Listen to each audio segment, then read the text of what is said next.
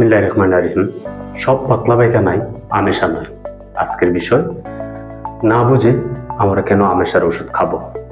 আজকে আমার ক্লিনিকে গ্রামের রোগীদের আমেশার ট্যাবলেটের চাহিদা বেশি না বুঝে শুনেই তারা আবদার করে। প্রতিদিন ক্লিনিকে শত শত মানুষ আছে, আর তারা বেশিরভাগই আমেশার বড়ি চাচ্ছে। অধিকাংশ রোগী আয়সা বলে, একটা বড়ি দেন ডাক্তার সাহেব। কিন্তু আপনি কি জানেন সব পাতলা পায়খানার গ্যাস্ট্রিক পেটের ব্যথা বা আমেশা নয়? আজকে জানুন আসলে আমেশায় বলতে আমরা কি বুঝি, কেন হয়, আর কখন চিকিৎসার দরকার। আমেশায় মানে কি, ওই জিনিসটা আমাদেরকে বুঝতে হবে। আমেশায় আসলে দুটি রকম হয়। একটি হচ্ছে আকস্মিক অ্যাকুইট ডিসেন্ট্রি, হঠাৎ পায়খানার সঙ্গে রক্ত বা মিউকাস।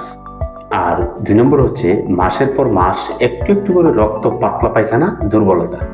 অনেক সময় গ্যাস্ট্রিক ও হজমের সমস্যা, খাদ্যের বিষক্রিয়া বা পেটের কৃমি পাতলা পায়খানা তৈরি করে, যাকে মানুষ ভুল করে আমেশায় ভাবে। সবসময় ওষুধ না খাওয়া কেন জরুরি? আমরা মনে করি যে অনেকে নিজের মনে করে ইচ্ছে মতো অ্যান্টিবায়োটিক খায়, এতে উপকারের চেয়ে ক্ষতি হয় বেশি। কারণ ভালো ব্যাকটেরিয়া মারা যায়, ডায়রিয়া বাড়তে পারে, ওষুধের প্রতিরোধ ক্ষমতা রেজিস্ট্যান্স তৈরি হয়। তাই রোগ বুঝে টেস্ট করে ওষুধ দেওয়া উচিত। আমেশায়ের মূল কারণ কি সেটা জানতে হবে। নোংরা পানি ও খাবার, হাত ধোয়ার অভাব, অতিরিক্ত তেল মশলাযুক্ত খাবার, কৃমি বা জীবাণু সংক্রমণ, অতিরিক্ত গ্যাস বা হজম না হওয়া। এটার প্রতিকার ও করণীয়: স্যালাইন পান করুন, বিশুদ্ধ পানি খান, খাবারের আগে ও পরে ভালো করে সাবান দিয়ে হাত ধুতে হবে, কম মশলা সহজপাচ্য খাবার খান, বিশেষ করে টয়লেটের পর পরিষ্কার পরিচ্ছন্নতা বজায় রাখুন। দিনের বেশি পাতলা পায়খানা হলে চিকিৎসকের কাছে যান।